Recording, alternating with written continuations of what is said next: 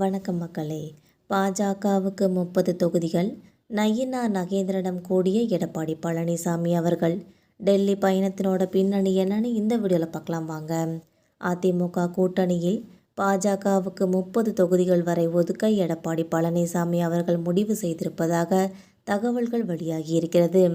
இந்த நிலையில் தமிழ்நாட்டில் பாஜக போட்டியிட விரும்பும் தொகுதிகள் பட்டியலை நயினார் நாகேந்திரன் அவர்கள் டெல்லியில் ஜே.பி. நட்டாவை சந்தித்து வழங்க உள்ளதாக தெரிய வருகிறது. சட்டசபை தேர்தல் நெருங்கிவிட்ட சூழலில் பாஜக தேர்தல் பணிகளை முடுக்கிவிட்டுள்ளது.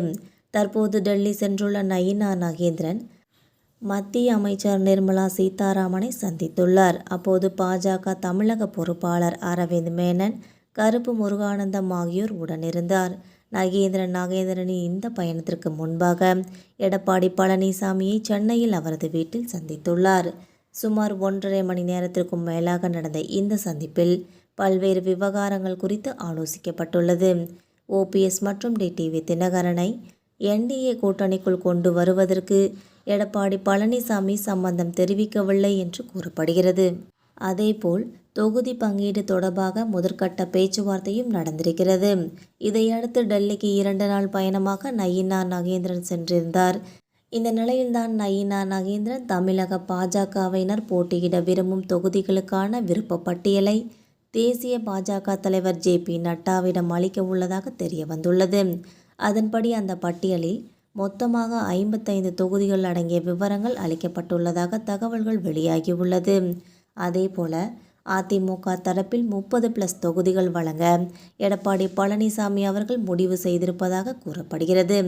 கடந்த சட்டசபை தேர்தலில் அதிமுக கூட்டணியில் போட்டியிட்ட பாஜக 20 தொகுதிகளில் போட்டியிட்டு 4 தொகுதிகளில் மட்டுமே வென்றுள்ளது. ஆனால் இந்த முறை 30க்கும் அதிகமான தொகுதிகளில் போட்டியிட வேண்டும் என்பதில் பாஜக உறுதியாக உள்ளது.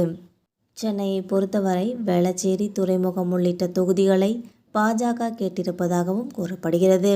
இங்கு பாஜக ஏற்கனவே படங்களை தொடங்கி இருக்கிறது என்பது குறிப்பிடத்தக்கது.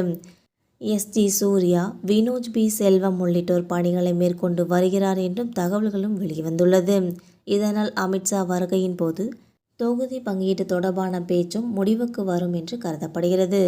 மேலும் இந்த தகவல்தான் பாஜகவுக்கு 30 தொகுதிகள் நயினார் நாகேந்திரனிடம் கூடிய எடப்பாடி பழனிசாமி அவர்கள் என்பது குறிப்பிடத்தக்கது. டெல்லி பயணத்தோட பின்னணி இதுதான் என்பது புரிய வந்துள்ளது. மக்களை நம்ம போகிற இந்த தகவல்கள் உங்களுக்கு பயனுள்ளதாக அமைஞ்சால் மறக்காமல் நம்ம சேனலை சப்ஸ்கிரைப் பண்ணி பெல் ஐகானை கிளிக் பண்ணி வச்சுக்கோங்க. அப்போ தான் நம்ம இந்த மாதிரி போடுற பயனுள்ள தகவல்கள் உடனுக்குடன் வீடியோக்கெல்லாம் உங்களை நோட்டிஃபிகேஷனாக வந்து சேரும். தேங்க்யூ.